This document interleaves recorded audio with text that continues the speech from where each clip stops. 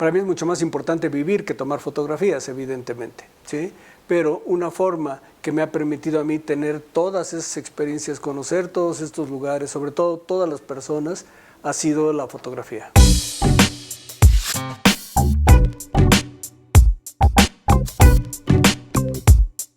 Fue fundamental para mí la entrada a la jornada porque todo lo que aprendí como fotoperiodista, creo que hasta la fecha evidentemente me marcó y es una plataforma desde donde tomo yo fotografías. Me enseñó a observar de otra manera, a moverme con mayor rapidez, a tener unos reflejos mucho más afinados, pero sobre todo a la necesidad de estar informado, a la necesidad de entender qué es lo que está pasando enfrente de ti. Entonces era salir a explorar la ciudad, salir a darle visibilidad a los habitantes de la ciudad y que no solo fueran los políticos, los deportistas o la gente del espectáculo quien ocupara las primeras planas, sino también la gente común en su vida común. Todo eso a mí me parece que fue la mayor escuela que yo tuve para hacer la fotografía que vine a hacer después.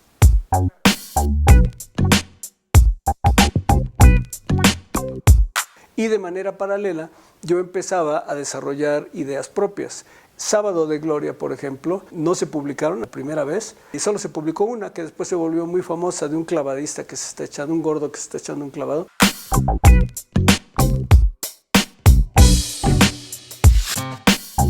Pero a mí me llamó la atención y seguí yendo varios años después, los sábados de Gloria, hasta que junté el material que me dio para mi primer libro.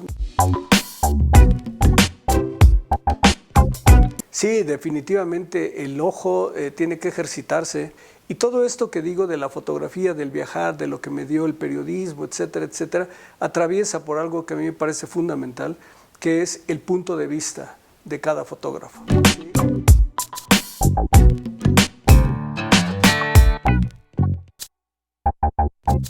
Y el punto de vista está construido por quiénes somos. ¿Quién soy yo? ¿En qué familia nací? ¿Cuál es mi preferencia sexual, mi preferencia política, mi preferencia religiosa? ¿Cuáles son los libros que he leído, las películas que he visto, mis amores, mis desamores, mis borracheras, lo que me inquieta, mis crudas, lo que me apasiona, lo que me indigna? Todo lo que conforma mi experiencia sale en el momento que uno traduce lo que está enfrente de nosotros con la cámara.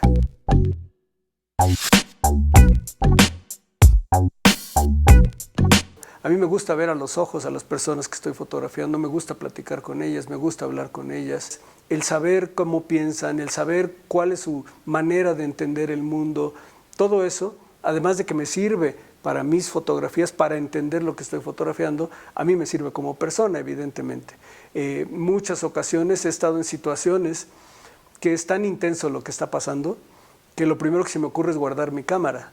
Para mí no es obsesivo el tomar fotografías, para mí no es lo más importante, para mí es mucho más importante esta relación con la gente.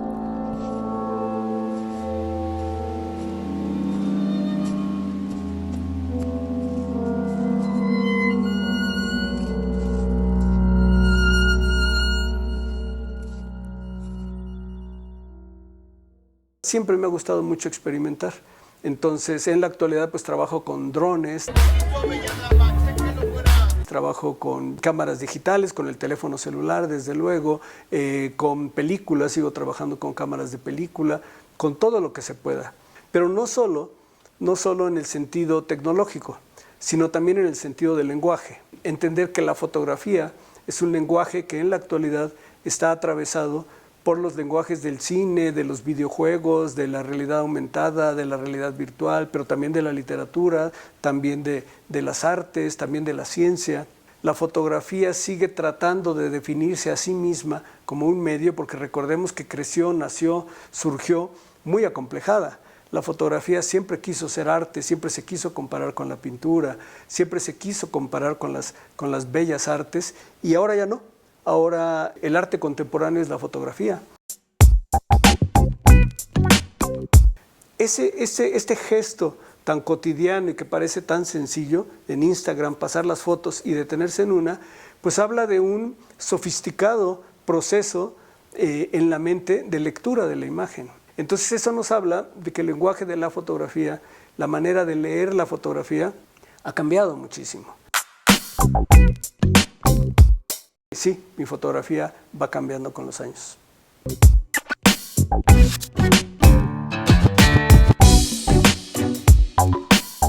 A la fotografía ya no se le cree, ya no es la prueba de verdad que fue en el siglo XX. Pero ahora esa credibilidad se le trasladó a los fotógrafos, reconociendo que detrás de la fotografía hay una persona que piensa y que tiene sentimientos y que tiene ideología. Y hay un fenómeno que a mí me interesa muchísimo como investigador, y pensarlo pues, que es la autodocumentación. ¿Sí? Mi trabajo ha sido siempre con un interés documental, pero en la actualidad todo el mundo nos estamos documentando todo el tiempo. Comunidades a las que no podíamos acceder, ¿sí? O comunidades lejanas, ahora se están fotografiando también.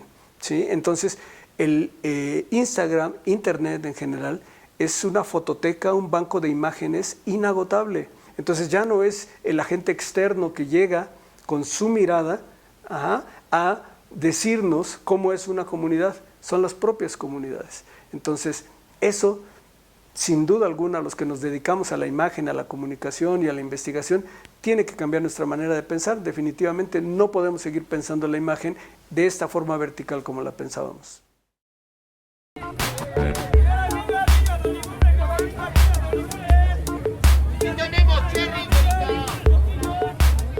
Existo porque resisto es un libro sobre Ciudad de México que lo hice a propósito o tratando de macharlo con la efeméride de los 500 años de fundación de la ciudad. Bueno, pues esta ciudad, en este proceso de construcción, reconstrucción, destrucción, va generando capas, ¿sí? No solo las que conocemos, las capas arquitectónicas, sino sobre todo al encimamiento de cultura, de ideología, de utopía, pero también racial, de todo tipo. Ciudad de México es una ciudad de muchas, muchas, muchas capas y se ven, se sienten.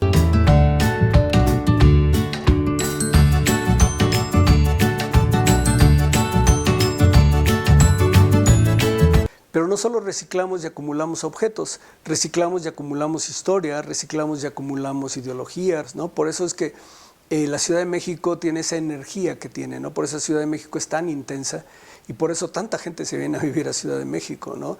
La concentración de población indígena mayor del país es Ciudad de México. Esta capacidad de la ciudad de reimaginarse, de reconstruirse, de resignificarse, a pesar de que pues, no sabemos realmente si algún día la vamos a terminar, si algún día va a ser una ciudad definitiva. Y siempre ha sido así, la ciudad sigue siendo utópica. Buenas tardes, ¿de cuál le doy, güerita?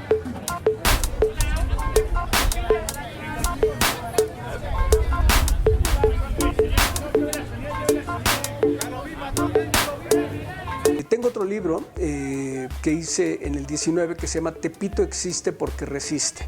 ¿Sí? Es un segundo libro que hice en el barrio y esto es una pinta que hay en Tepito. Es una declaración que usan los tepiteños de Tepito existe porque resiste.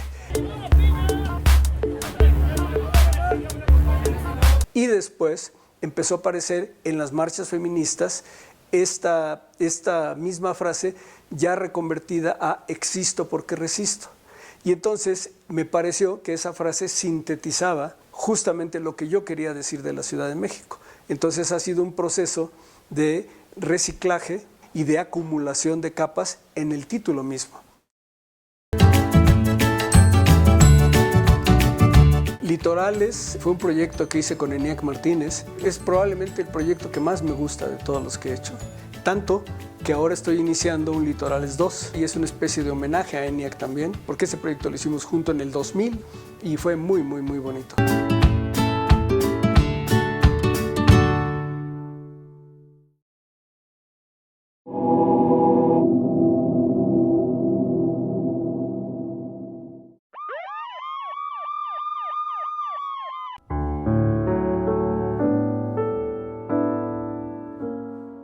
Yo fotografié durante más o menos 10 años la frontera, los 3.200 kilómetros, otra vez con esta curiosidad y otra vez con estas ganas de experimentar. Mi libro se llama La Línea, Apuntes desde la frontera norte. Para nada mi intención es decir, así es la frontera, esto es lo que yo vi, esto es lo que yo recorrí, esto es lo que me llamó la atención. Para mí era muy interesante este sentido de horizontalidad del paisaje, tener permanentemente la frontera como límite. Los límites siempre han sido también un tema que me ha atrapado, los límites en todos los sentidos. Los límites del lenguaje fotográfico, los límites técnicos, pero los límites geográficos también. Y no, la riqueza del norte es maravillosa. La diversidad en todos los sentidos es increíble y pues yo tenía ganas de verlo.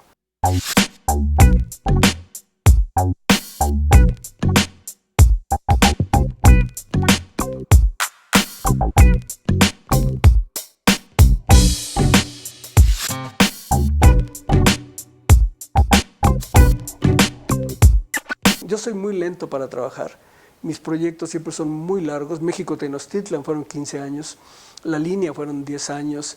Tengo otro proyecto de Cuba donde fotografié 10 años en La Habana también.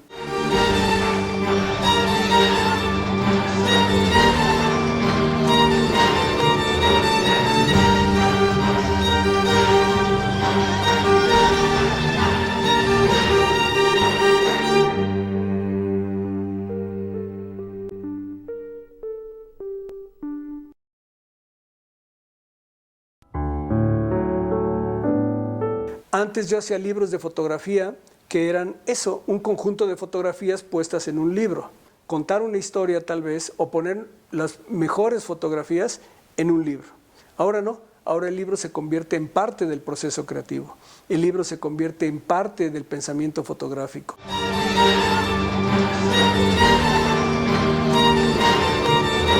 Pues más que mis próximos proyectos, me preocupa el concepto de futuro en general. Sí.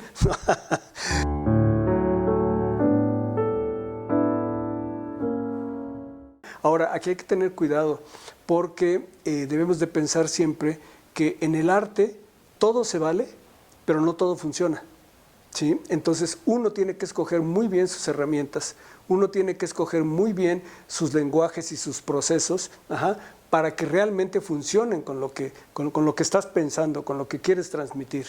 Podemos regresar a la fotografía química, podemos regresar al cuarto oscuro, ¿sí? Pero eso no significa que vamos a regresar a como estábamos hace 20 años. Todo cambió y seguramente nuestra experiencia con el cuarto oscuro va a ser totalmente distinta.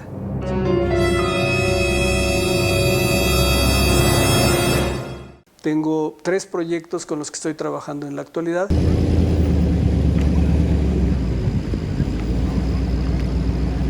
Uno de ellos es Litorales 2, que otra vez quiero recorrer los litorales, pero ya no solo de México. Ahora estoy incluyendo fotografías de otros países, ya no en formato panorámico, sino con otros recursos, sí en blanco y negro y sí pensando en ENIAC.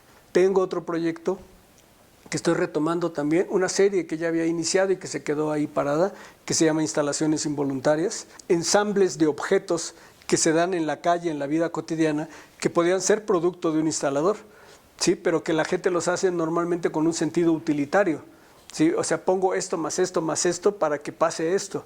Y desde mi experiencia, desde mi ojo como fotógrafo, se convierten en una experiencia estética. Entonces, eso le quiero dar otra forma, pero ya no solo registrándolo con el concepto de instalación involuntaria, que es con lo que inicié la serie, sino ahora pensando más en otro sentido, en cómo los objetos contienen historias, en cómo los objetos tienen significados y cómo esos significados se cambian por completo o se les reasignan significados al ensamblarlos de esta manera. Es otra forma de las ciudades de expresarse, ¿sí? Y un tercero que estoy iniciando, estoy dándole forma apenas, que tiene que ver con aguas sagradas, ¿no? Todo lo que implica el concepto del agua como un elemento sagrado, ya sea en ceremonias, ya sea en cosmogonías o en prácticas concretas, ¿no? Y bueno, hay miles de ejemplos de esto en todo el mundo y se ha hecho también ya, ¿no? Eso es importante, entender que absolutamente todo está fotografiado, no hay nada nuevo por fotografiar, pero todo es susceptible de volver a ser fotografiado desde mi punto de vista.